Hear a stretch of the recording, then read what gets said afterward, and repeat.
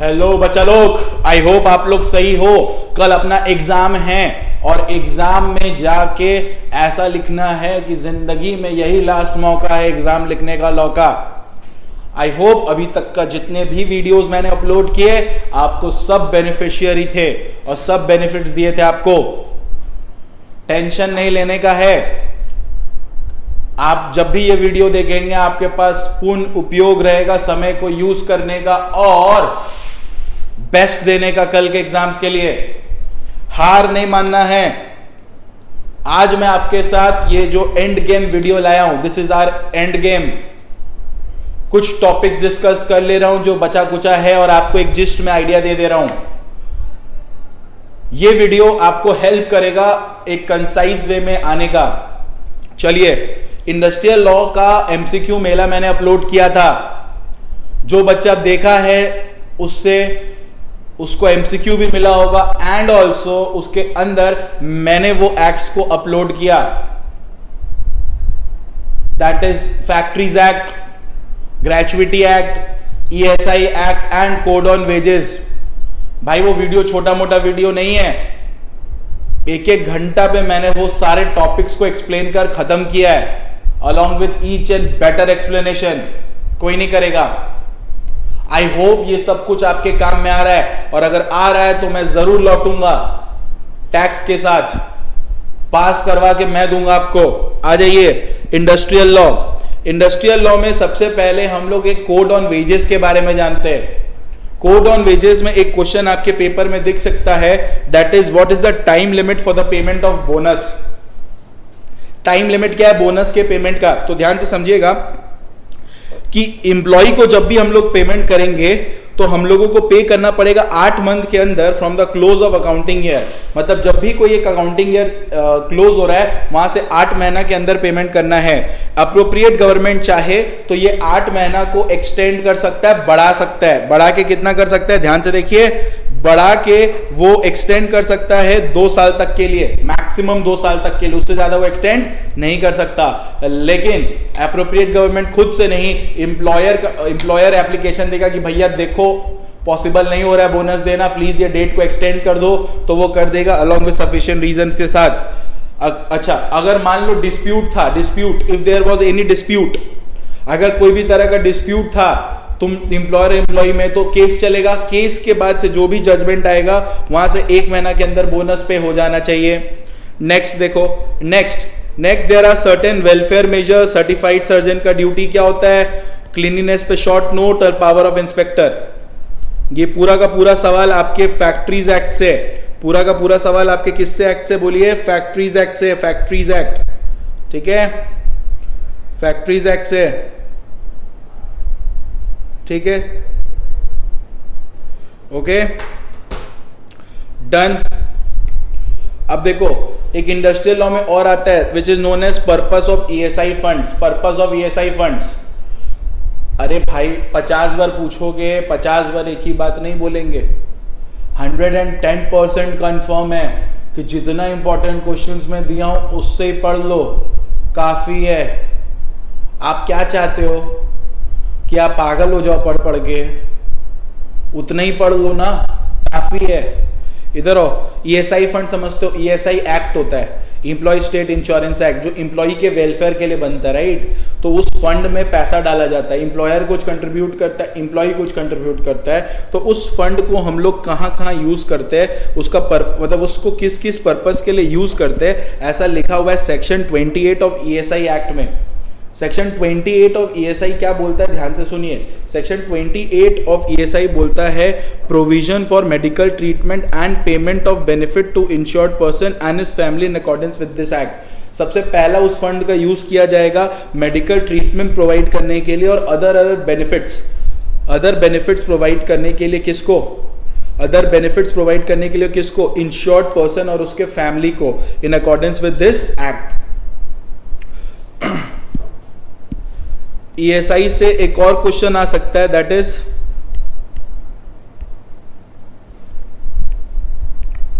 जा रे बाबा, पूरा उड़ गया तुम लोग के चक्कर में, कोई बात नहीं। ईएसआई से एक और क्वेश्चन आ सकता है, that is medical benefits. What are the benefits available under ESI, what are the benefits available under ESI। अब जैसे कि ये उड़ गया ये पेज, तो जब डिस्प्ले हुआ तो आप स्क्रीनशॉट ले लेना प्लीज, होप्स आप स्क्रीनशॉट ले लेंगे, ओके, होप्स आप स्क्रीनशॉट ले लेंगे, स्क्रीनशॉट ले लेना, स्क्रीनशॉट्स स्क्रीनशॉट्स स्क्रीनशॉट्स स्क्रीनशॉट्स।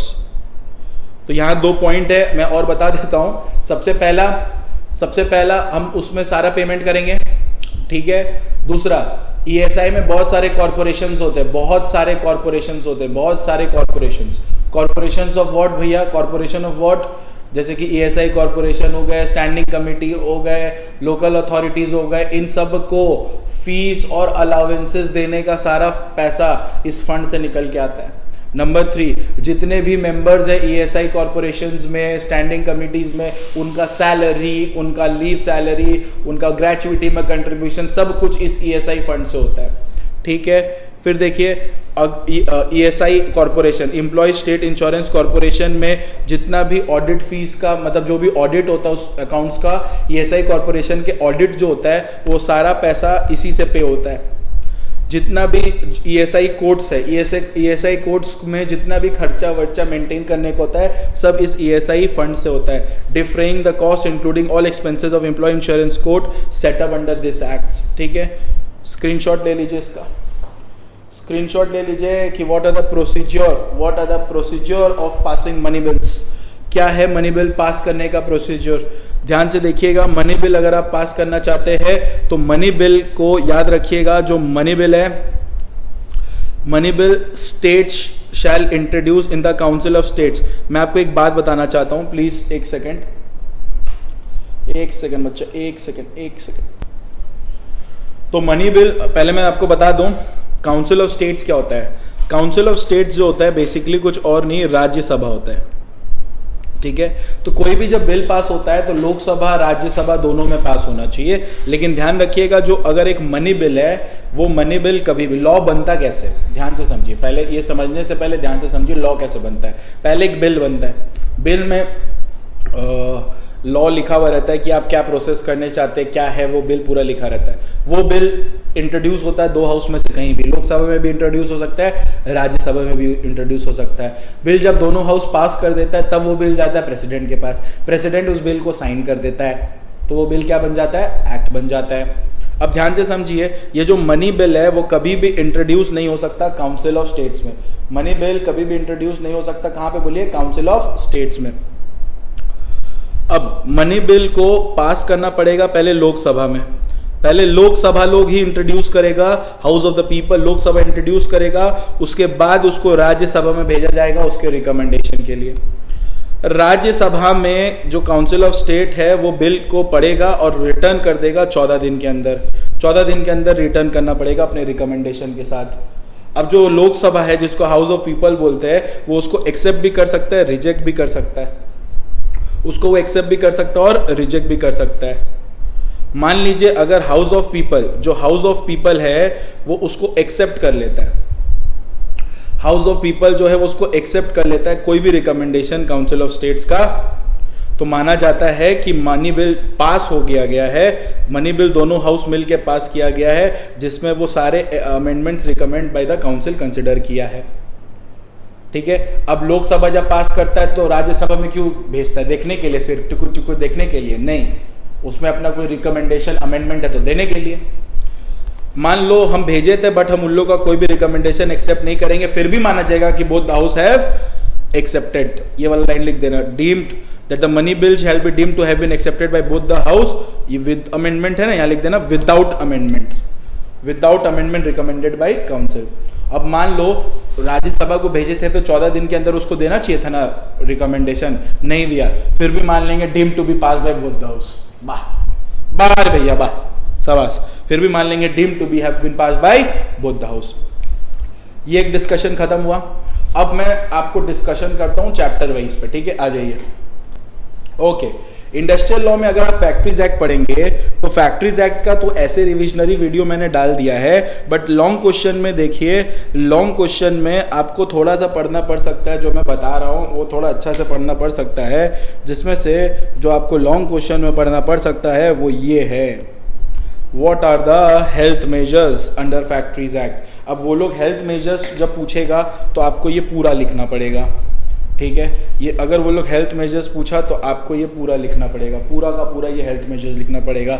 नहीं तो वो लोग क्या करेगा पता है, बोलेगा write a short note on health measure in result, write a short note on health measures in relation to cleanliness, तो फिर आपको इतना लिखना पड़ेगा, ठीक है। अब ये क्या है मैं समझा देता हूँ। हेल्थ मेजर्स मतलब अगर आप फैक्ट्रीज में हैं तो फैक्ट्रीज में क्या क्या हेल्थ मेजर्स आपको लेना चाहिए। नंबर 1, झाड़ू पोछा डेली करो, नहीं झाड़ू डेली करो, पोछा हफ्ता में 1 बार करो फिनाइल के साथ, वाइट वॉश और कलर वॉश 14 महीना में 1 बार करो, वार्निशिंग मतलब वो वाइट पेंटिंग होता है ना, वो करो 1 बार 5 साल में, अगर पेंट धोने वाला है तो पेंट को धो 6 महीना में 1 बार, क्लीनिंग और पेंटिंग करो, और पेंटिंग करने के बाद उसका सेपरेट रजिस्टर मेंटेन करो, गंदगी को डिस्पोज करो, वेंटिलेशन एंड टेम्परेचर मैटर करता है, उसको ठीक करो, थूकने का पीने का पानी सही करो, लाइटनिंग जलाओ,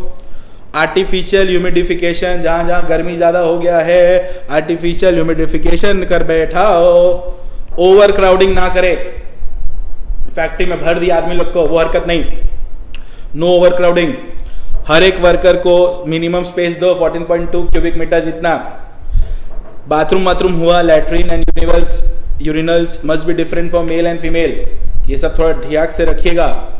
महिला और मर्दों का जो बाथरूम करने का जगह स्थान होना चाहिए वो अलग होना चाहिए, ये सब ये लोग मेरे से पढ़वा रहा है। This is health measures.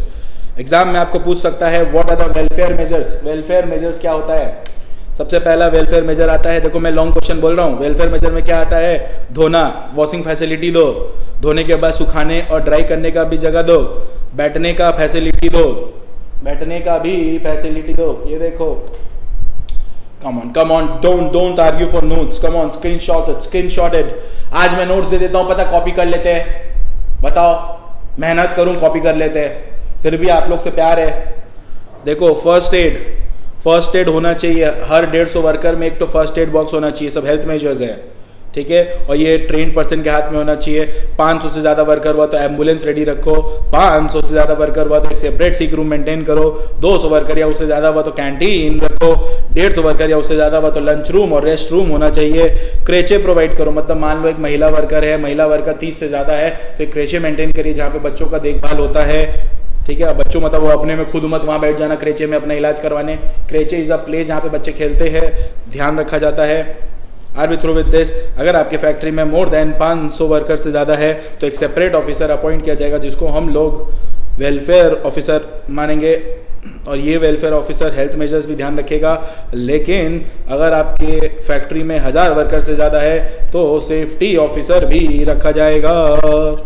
फिर आता है power of inspector. What are the power of inspector, long question में आ सकता है। What are the power of inspector 7 marks का, what are the power of inspector 7 marks. ओ भैया इतना सा लिखेंगे तो हो जाएगा। अरे हाँ रे भाई, तुम इसको पूरा प्रॉपर वे में लिखेगा तो क्यों नहीं होगा। Number 1, there are certain power of inspector. कोई भी फैक्ट्री में घुस सकता है, एग्जामिनेशन कर सकता है, चेक कर सकता है, इन्वेस्टिगेट कर सकता है, फोटोकॉपी ले सकता है, सैंपल देख सकता है, कोई भी आर्टिकल सीज कर सकता है, या कोई भी पावर जो स्पेसिफाइड बाय गवर्नमेंट हो। और भी लिख सकते हो खुद से, बताओ तो क्या। It is a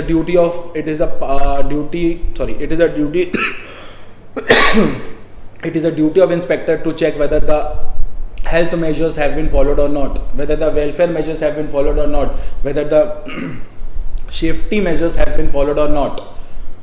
Next, it is a duty, ये 3 हो गया, और चौथा सुन लो। It is a duty of inspector to check if there is any young person working in a factory. If there is any young person working in a factory, then such young person has been certified by the certifying surgeon or a medical professional in a factory.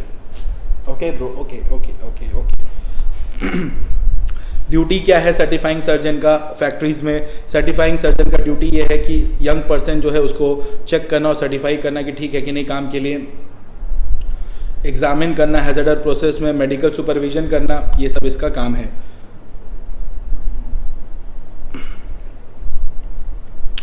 काफ़ी है factories act में, जिसको पूरा idea चाहिए 1 घंटा का video description box में इसके पहले वाला इंडस्ट्रियल एमसीक्यू मेला नाम का एक वीडियो है, उसमें अपलोडेड है, गो थ्रू करना। ओके, लेबर लॉ से एक क्वेश्चन आ सकता है। लेबर लॉ मतलब कोई और नहीं, none other than our employ state insurance act. Employ state insurance act से 2 क्वेश्चन हम लोग को आ सकता है।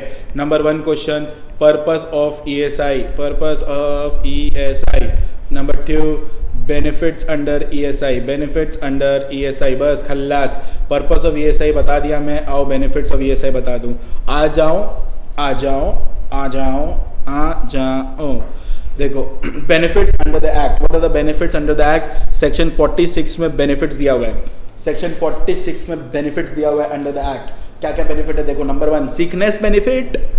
सिकनेस बेनिफिट अगर ईएसआई, पहला बात ईएसआई क्या है? एम्प्लॉय स्टेट इंश्योरेंस है, यानी कि एम्प्लॉय लोग का हम लोग इंश्योरेंस करवाते हैं। तो क्या चीज़ का इंश्योरेंस? एक तरह का मेडिकल इंश्योरेंस भी होता है। तो क्या क्या बेनिफिट मिलता है इस ईएसआई में? सिकनेस बेनिफिट, अगर तुम बीमार हो तो तुमको सिकनेस बेनिफिट मिलेगा। अब सिकनेस बेनिफिट लेने के लिए आपको मेडिकल प्रैक्टिशनर का एक सर्टिफिकेट लगेगा, ये एक कैश में पेमेंट किया जाता है, ये अवेलेबल है for insured person only. Okay, तो ये इंश्योर्ड पर्सन को मिलता है। नेक्स्ट बेनिफिट होता है मैटरनिटी बेनिफिट्स। ये क्या होता है? ये एक तरह का पीरियोडिक पेमेंट्स होता है जो दिया जाता है, किसको बोलो? इंश्योर्ड वुमेन को, इन case of what? Confinement, miscarriage. मान लीजिए मैटरनिटी बेनिफिट्स मतलब जानते हो ना, प्रेग्नेंट, ठीक है, प्रेगनेंसी, उस दौरान मैटरनिटी बेनिफिट सिर्फ प्रेग्नेंट एक महिला जो होती है ना, वो अपने लाइफ में सैक्रिफाइस पहले से बहुत कुछ कर रही होती है, ठीक है, वो एक जगह जननी होती है, ठीक है, तो उनका सैक्रिफाइस का तो कोई मेल ही नहीं है, कहीं से भी मेल नहीं है। सैक्रिफाइस के लिए सल्यूट है उनको। इधर देखिए, मैटरनिटी बेनिफिट्स पीरियोडिक पेमेंट्स होता है, ठीक है, to an insured women in case of confinement, miscarriage, sickness arising on account of pregnancy, illegal abortion not paid. Please ध्यान से समझिएगा, आप एग्जाम में कैसे लिखेंगे? आप पहले लिखेंगे according to section 46 there are certain benefits under ESI. Number 1, sickness benefits. This benefit is available to insured person only, ठीक है, it is paid in cash. For availing this service, for availing this benefit, certification is required by medical practitioner. ठीक है. Number 2, maternity benefits. It is a benefit available to women. It is a benefit available to women in which periodic payment is paid in case of confinement, miscarriage हो गया, sickness arising on account of pregnancy, एक औरत pregnant होती है, बीमार होती है, बहुत कुछ होता है, वो सबका पेमेंट मिलेगा, but not for the illegal abortion, ठीक है। फिर आता है डिसेबलमेंट बेनिफिट।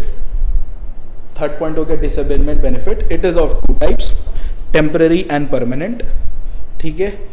ये तब तक पेमेंट होता है जब आप टेम्पररी डिसेबल हो, ठीक है, और ये अलाउड होता है। फिर आता है मेडिकल बेनिफिट्स। ये एक्सपेंसेस है incurred for medical attendance, treatment, drugs and hospitalisation, ये सब कुछ आपको मिलता है मेडिकल बेनिफिट्स में, ठीक है। मतलब it is a medical benefit लिखे, it is a benefit available for the insured person for any type of expenses incurred for medical attendance, treatment, drugs and hospitalisations. Funeral expenses मतलब मौत हो गया है, 10,000 तक मिल जाता है फैमिली एब्सेंस को, फैमिली मेम्बर्स को, ताकि आपका ये सब कुछ आराम से हो पाए। So this are the benefits. आप लोग ना घबराते हो, लॉ घबराने का चीज़ ही नहीं है, लॉ आग लगाने की चीज़ है, ठीक है। So this is all about ESI. फिर कोड ऑन वेजेस में ऑलरेडी मैंने रिवीजन वीडियो डाला है और उसका फुल फ्लेजेड क्लासेस भी है, code on wages part 1, code on wages part 2 करके। फिर मैं बता दूं कि पूछ सकता है who are eligible for bonus, तो आप लिखना कि एम्प्लॉय जो जिसका worked at least for 30 days in an year और जिसका salary wages should not exceed 21,000 per month are eligible for bonus, ठीक है। ऐसे तो मैंने नॉर्मली आपको सब बता ही दिया बोनस का, मिनिमम बोनस का, मैक्सिमम बोनस का, आप एक बार गो थ्रू कर लेना, ठीक है। अच्छा, set of and set on rules. Set of and set on rules क्या होता है, ध्यान से समझिए। जो भी बोनस पेड होता है वो डिपेंड करता है पेमेंट ऑन एलोकेबल सरप्लसेस पे, ठीक है। अब एलोकेबल सरप्लस के ऊपर डिपेंड करता है। अब there are certain percentage of minimum bonus and maximum bonus. तो आप ना प्लीज़ ये वाला कर लेना, इसका ऑलरेडी वीडियो अपलोडेड है, कोड ऑन वेजेस पार्ट 1 करके, ठीक है। कोड ऑन वेजेस पार्ट 1 में बोनस एक्ट से डिस्कस्ड है, मैं इसका डिस्क्रिप्शन बॉक्स में डाल दूंगा, भयंकर हो जाएगा आपका, भयंकर। ठीक है, ठीक है बेटा। अब ग्रेचुइटी में आ जाते हैं। ग्रेचुइटी ग्रेचुइटी तुम कहाँ घूमने गई, ग्रेचुइटी ग्रेचुइटी ग्रेचुइटी ग्रेचुइटी दिख रही नहीं तुम, gratuity gratuity. Okay, gratuity act में आ गए हम लोग। मैं अपने प्यारे बच्चों के लिए इसका नोट्स गूगल ड्राइव में डाल दूंगा, स्क्रीनशॉट लेने में बहुत तकलीफ हो रहा होगा, क्या करें, सह लेंगे। अगर कॉपी हुआ ना नोट्स, क्या ही कर लेंगे हम, क्या ही करेंगे। यस यस यस, आ जाइए। लॉन्ग क्वेश्चन बता दे आपको, लॉन्ग क्वेश्चन बता दे क्या, लॉन्ग क्वेश्चन बता दे क्या, लॉन्ग क्वेश्चन बता दे क्या। या ओके, पहला लॉन्ग क्वेश्चन आपसे पूछ सकता है नॉमिनेशन से रिलेटेड, कि ग्रेचुइटी में नॉमिनेशन कैसे अपॉइंट करते हैं। तो ध्यान से समझिएगा, nomination must be done with in 30 days after the completion of 1 year of job. 1 year of job, जहाँ पे आप काम करें वहाँ 1 year कंप्लीट करके आप नॉमिनेशन करिएगा। आफ्टर वाला चीज़ पे ध्यान दीजिएगा, ऐसे ज़रूरी नहीं आफ्टर ही हो, but nomination must be done with in 90 days after the completion of 1 year of job. ठीक है, नॉमिनेशन जैसे कि ये आफ्टर इसलिए बोल रहा है ना, ध्यान से समझिए। जब आप फर्स्ट टाइम जॉब ज्वाइन करते हो तो इंसान को ग्रेचुइटी मिलता है जब वो 5 साल काम कर लेता है अपनी ज़िंदगी में। एक बार कभी भी वो 5 साल काम करता है तो उसका ग्रेचुइटी मिलना शुरू हो जाता है। तो अब जब वो जॉब चेंज करता है तो अब दूसरा एम्प्लॉयर का ड्यूटी बनता है देना। तो नॉमिनेशन आपको अपॉइंट करना है फॉर्म नंबर F में। ठीक है, नॉमिनेशन क्या होना चाहिए, कौन मतलब नॉमिनेशन अपॉइंट करवाने का रिस्पॉन्सिबिलिटी एम्प्लॉयर का है, और हमेशा नॉमिनेशन फैमिली मेंबर के फेवर में होना चाहिए। फैमिली के अंदर कौन इंक्लूड होगा वो ज़रूर लिखा हुआ है। मान लीजिए एक एम्प्लॉय शादी कर लेता है F फॉर्म के बाद, मतलब नॉमिनेशन जब वो फाइल किया था तब वो शादीशुदा नहीं था, उसके बाद वो शादी करता है, देन उसको फिर से फाइल करना पड़ेगा फॉर्म G, जिसमें वो अपना नॉमिनी को फिर से डिक्लेयर करेगा विद इन 90 days में। नॉमिनी अपना मतलब एम्प्लॉय अपना नॉमिनी कभी भी चेंज कर सकता है बाय फाइलिंग फॉर्म H, कभी भी वो चेंज कर सकता है। देखो फॉर्म G मैरिज के बाद वो बुलाने वाली मिलेगी ना तुमको, जी सुनते हो जी, वैसा टाइप G। ठीक है, if a person is already married at the time of filing of form A, तब G एप्लीकेबल नहीं होता।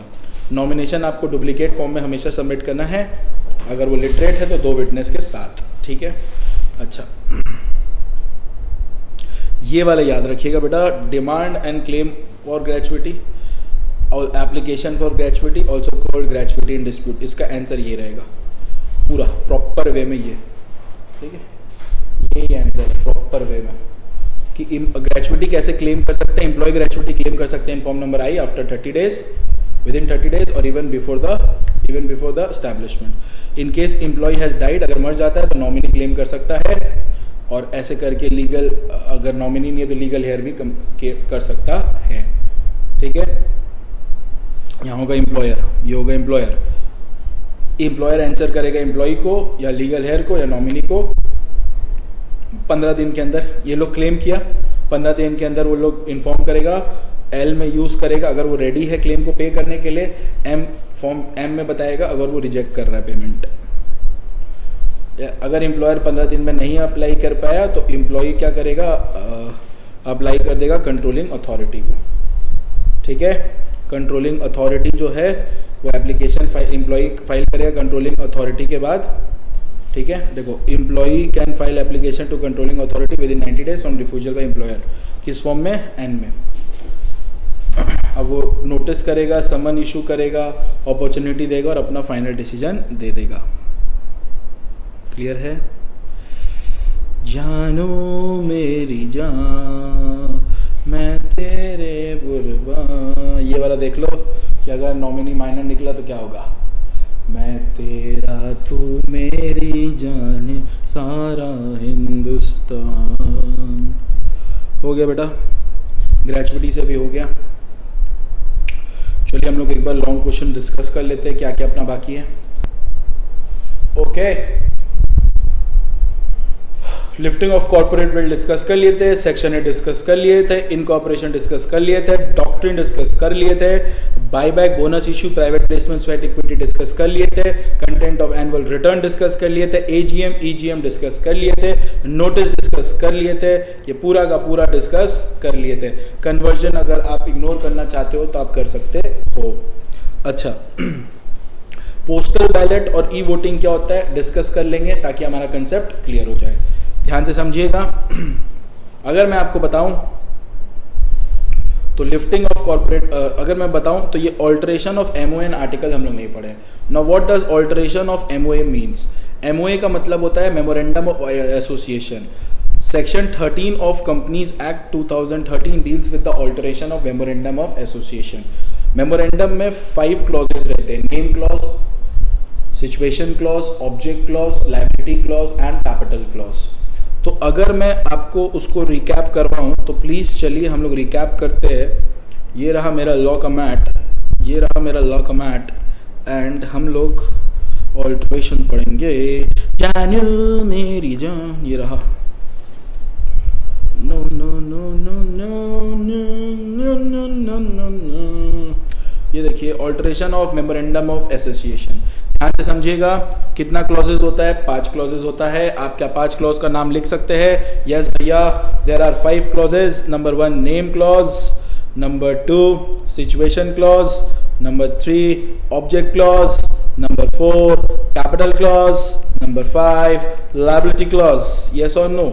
ये 5 क्लॉज है बेटा, जिसमें से 1 2 3 4, ये चारों क्लॉज ऑल्टर हो सकता है। ऑल्टर मतलब चेंज हो सकता है अंडर सेक्शन 13। और ये जो कैपिटल क्लॉज है ये ऑल्टर होता है under section 61। Are we through with this? Yes और नो? तो ध्यान से देखिए। According to section 13 of companies act deals with the alteration of memorandum of association. याद रखिएगा, अगर आप आर्टिकल को ऑल्टर करना चाहते, मतलब मेमोरेंडम ऑफ एसोसिएशन को फोन पे फोन। अच्छा, ये जो यहाँ से वीडियो है, मतलब वो बच्चे देखें, मतलब आगे बढ़ा लें। मान ले तुम लोग ऑल्टरेशन पढ़ लिया, आगे कर लेना, स्किप कर लेना। जो बच्चा नहीं पढ़ा है, फर्स्ट टाइम पाप कहीं धो रहा है, उसको तो समझाना पड़ेगा ना बेचारा। Section 13 of companies act alteration का बात करता है। हमेशा याद रखना, सबसे पहला जो स्टेप है ऑल्टर करने का वो ये है कि कोई भी क्लॉज को अगर आप ऑल्टर करेंगे तो आपको पहले पास करना पड़ेगा SR in GM, special resolution in general meeting. अब एग्जाम में आप पास एसआर इन जीएम भी लिख सकते हैं, नहीं तो आप कैसे लिखेंगे पता है? आपको एक मेथड पता है लिखने का? आप हमेशा जीएम मतलब जनरल मीटिंग, तो आप लिखेंगे conduct general meeting and pass special resolution. और हमेशा याद करिएगा, मतलब हमेशा याद रखिएगा कि जब जब कंपनी में स्पेशल रेजोल्यूशन पास होगा, तब हम लोगों को आरओसी को बताना पड़ेगा कि स्पेशल रेजोल्यूशन पास हुआ है 30 दिन के अंदर इन फॉर्म नंबर MGT 14। तो once the special resolution has been passed, inform ROC within 30 days in form number MGT 14 बताना पड़ता है हम लोगों को। अब देखिए क्लॉज वाइज ऑल्टर हो रहा है। अगर नाम क्लॉज ऑल्टर हो रहा है तो सबसे पहले आपको पास करना पड़ेगा एसआर इन जीएम, पहला कंडीशन, ठीक है। और दूसरा बोलता है आपको सेंट्रल गवर्नमेंट का क्या लेना पड़ेगा? अप्रूवल लेना पड़ेगा, तब आप पास करके आराम से हिल डुल सकते हैं। अच्छा, अप्रूवल रिक्वायर्ड नहीं है अगर नाम में चेंजेस सिर्फ वर्ड प्राइवेट का एडिशन और डिलीटेशन हो रहा है, that is conversion of company. तो according to section 13 a name clause can be altered by passing SR in GM. Once the SR in GM has been passed, inform ROC in form number MGT 14 within 30 days। Approval of central government is also required. However, no approval from central government is required. If the only change in name is addition or deletion of word private, that is conversion of companies. मतलब अगर आप private company होते हो तो आपके नाम के आगे प्राइवेट लिमिटेड लगता है। तो अगर ये ऐड हो रहा है या डिलीट हो रहा है, ऐड होने से ये प्राइवेट बनेगा, डिलीट होने से पब्लिक बनेगा, तो कन्वर्जन ही ना हो रहा है, तो उस केस में आपको नहीं लगेगा, ठीक है। अच्छा, मेन आ जाइए इधर, shifting of register office. Shifting of register office में ये 2 ज़्यादा important shifting of register office है। मतलब ऑफिस का ना चेंज हो रहा है, रजिस्टर ऑफिस चेंज हो रहा है, मतलब जो मेरा ऑफिस है वो चेंज हो रहा है। तो क्या करना पड़ता है, ध्यान से समझिए। चेंज एक तो होता है कि एक आरओसी से दूसरे आरओसी में चेंज हो रहा है। 2 स्टेट है, that is Maharashtra and Tamil Nadu. Maharashtra and Tamil Nadu are 2 states जहाँ पे ये पाया जाता है कि एक ही स्टेट में 2 आरओसी है, because they are 2 bigger states. तो मान लीजिए एक आरओसी हुआ और ये दूसरा आरओसी हुआ। तो इधर आरओसी 1 हुआ, इधर आरओसी 2 हुआ, मेरा कंपनी इधर है, अब हमको चेंज करके इधर जाना पड़ रहा है, तो जुरिस्डिक्शन ऑफ आरओसी चेंज हो रहा है। तो जब कभी भी ऐसा कुछ होता है तो सबसे पहले हम लोगों को बोर्ड रेजोल्यूशन पास करना पड़ता है। Conduct board meeting and pass board resolution, ठीक है। बोर्ड रेजोल्यूशन मतलब बोर्ड ऑफ डायरेक्टर से पूछना पड़ता है। Number 2, conduct general meeting and pass special resolution. One special resolution is passed, inform ROC, inform number MGT 14 within 30 days. फिर आपको approval लेना पड़ेगा। शिफ्टिंग करना चाहते हैं तो क्या लेना पड़ेगा? अप्रूवल लेना पड़ेगा। क्या अप्रूवल लेना पड़ेगा? रीजनल डायरेक्टर का अप्रूवल लेना पड़ेगा। तो आपको रीजनल डायरेक्टर का अप्रूवल लेना पड़ेगा। रीजनल डायरेक्टर का अप्रूवल लेने के लिए आपको फॉर्म एप्लीकेशन देना पड़ेगा, रीजनल डायरेक्टर को लेटर देना पड़ेगा। किस फॉर्म में देंगे? INC 23 में, ठीक है। अब रीजनल डायरेक्टर जो भी ऑर्डर दे, उस ऑर्डर का कॉपी आपको INC 28 में ROC को सबमिट करना है। इसका भी सेम है, from one state to another. ये में कुछ पूछने का हाई चांसेस रहता है, from one state to another. जिसको आइडिया नहीं है, जो कभी नहीं पढ़ा है, पढ़ना चाहता है, एक वीडियो है मेरा यूट्यूब में अपलोडेड है, alteration of memorandum of association, description box में उसका लिंक दे दे रहा हूँ। I love you. ओके जानू मेरी जान, मैं तेरे कुर्बान, तू मेरा मैं तेरे जान।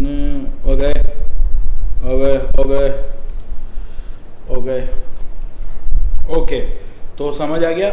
आर्टिकल्स को ऑल्टर करने के लिए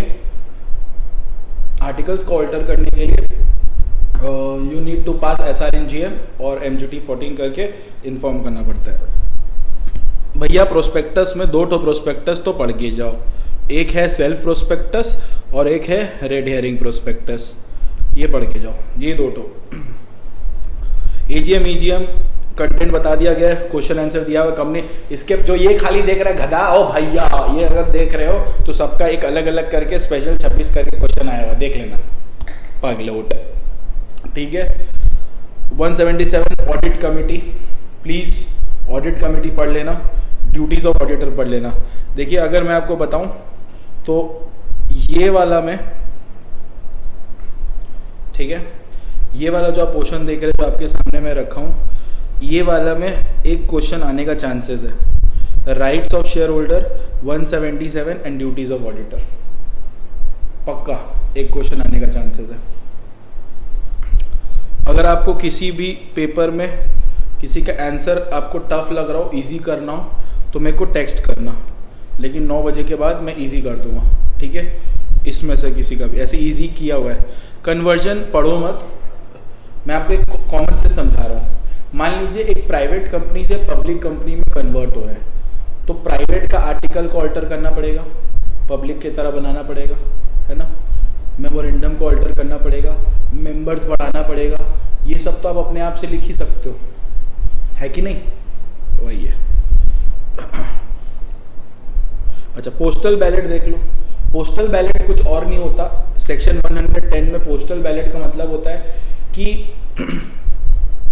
कंपनी यहाँ पे मतलब सेंट्रल गवर्नमेंट 10 मैटर प्रिस्क्राइब किया है जिसमें आपको घर बैठे ही रेजोल्यूशन पास कर लेना है। मतलब मीटिंग करने का ज़रूरत नहीं है। देखिए मीटिंग में डिसीजन लिया जाता है, तो डिसीजन पास करने के लिए रेजोल्यूशन पास जो है उसके लिए मीटिंग नहीं करना होगा, रेजोल्यूशन घर बैठे पास कर लो। ये रहा 10 मैटर। लेकिन OPC को और कंपनी हैविंग 200 मेंबर को पोस्टल बैलेट का रिक्वायरमेंट नहीं है। क्या क्या 10 मैटर है? अगर आपका register office situate outside local, देखिए रजिस्टर ऑफिस शिफ्ट हो रहा है आउटसाइड लोकल लिमिट, तो आपको बात करना मतलब आपको तो SRNGM पास करवाना पड़ेगा ना, तो वो मीटिंग नहीं करना होगा, घर बैठे ही पास हो जाएगा। एक रेजोल्यूशन, एक ड्राफ्ट रेजोल्यूशन जाएगा मेल में, उसमें येस और नो कर देना। ऑब्जेक्ट क्लॉज में चेंजेस आ रहा है तो कर लेना है। अगर पब्लिक इशू से कोई पैसा उठाए तो और वो पैसा अनयूटिलाइज्ड अमाउंट अभी भी है और अनयूटिलाइज्ड अमाउंट को आप कोई और ऑब्जेक्ट में यूज करने वाले हो, जिस ऑब्जेक्ट को दिखा के आप यूज किए थे वो छोड़ के कोई और ऑब्जेक्ट में यूज करने वाले हो, तो पोस्टल बैलेट में आप पास करवा सकते हो। शेयर इशू करने वाले हो विद डिफरेंशियल वोटिंग राइट्स, तो पोस्टल बैलेट आता है। शेयर होल्डर के राइट्स में चेंजेस आने वाला है, तो पोस्टल बैलेट के थ्रू पास करवा सकते हो। By back postal ballot, alteration of article to convert public into private, postal ballot. Share holders right को अपॉइंट करने के लिए, शेयर होल्डर्स राइट नहीं होगा नीच, स्मॉल शेयर होल्डर्स का बात हो रहा है। स्मॉल शेयर होल्डर डायरेक्टर का बात हो रहा है अंडर सेक्शन 151, ठीक है। सेल ऑफ अंडरटेकिंग करने के लिए loan investment guarantee under section 186 देने के लिए भी आप पोस्टल बैलेट से रेजोल्यूशन पास करवा सकते हो। मैं फिर से बता दूं, ये एक तरह का रेजोल्यूशन है जो पास होता है 10 मैटर पे, जिस पे आपको मीटिंग कंडक्ट करने की जरूरत नहीं, आप आराम से पास कर सकते हैं। इसमें मैंने डिस्कस किया अच्छी तरह से सब। अदर क्वेश्चन में आ जाइए। पार्टनरशिप एक्ट में मैं फिर से बता दे रहा हूँ, आप फॉलो करिए वीडियो जो डिस्क्रिप्शन में दिया है 20 मिनट्स का। कौन से डिस्क्रिप्शन में? मैं अपने स्पेशल 26 के प्लेलिस्ट में कोई ना कोई वीडियोस में डिस्क्रिप्शन दिया हूँ, प्लीज़ देखिएगा। पार्टनरशिप में, और एक चीज़ याद रखिए, पार्टनरशिप और LLP एक साथ पढ़ना होगा, ठीक है। कोड ऑन वेजेस में टाइम लिमिट मैंने डिस्कस कर लिया, एलिजिबिलिटी मैंने डिस्कस कर लिया, सेट ऑफ के बारे में मैंने बता दिया। Composition and function of central advisory board, ये एक बोर्ड है जो कोड ऑन वेजेस में प्रेजेंट है। आप प्लीज इसको इंस्टीट्यूट मैट से पढ़िएगा, हाथ जोड़ के विनती है, इसके दिया गया में छाटिएगा मत, ठीक है। Procedure of passing of money bill भी डिस्कस कर लिया। Fundamental rights of equality, sources of law आपको फर्स्ट पेज में मिलेगा, लेजिस्लेटिव कस्टम्स, उसको ग्रो थ्रू करिएगा। पर्पस ऑफ ये सारे डिस्कस कर लिया, ये सारे डिस्कस कर लिए। ये अच्छा, LLP में जैसे कि मैंने आपको बताया, shifting of registered office LLP वगैरह में, तो आप ना यहाँ पे shifting of registered office, change in name और डिसोल्यूशन से रिलेटेड मैं एक वीडियो का डिस्क्रिप्शन डाल दे रहा हूँ। जो लोग नहीं पढ़े हुए मेरे से LLP इन फुल डेप्थ में, मैं फिर से रिपीट कर रहा हूँ, जो लोग नहीं पढ़े हैं मेरे से उनके लिए ये हेल्प है। मैं डिस्क्रिप्शन में ये वीडियो डाल दे रहा हूँ, LLP इन फुल डेप्थ। उसमें आप आगे बढ़ा के ये सब टॉपिक समझ लीजिएगा, हो जाएगा आपका। सोगा का मैंने अलग से वीडियो अपलोड कर दिया है, एथिक्स का मैंने क्वेश्चन ऑलरेडी अपलोड किया है। And this conclude my journey with you. Thank you so much, इतना प्यार दिखाने के लिए, इतना सपोर्ट दिखाने के लिए। आई बो my head for you people. I hope आप सक्सीड करें, घबराना नहीं है।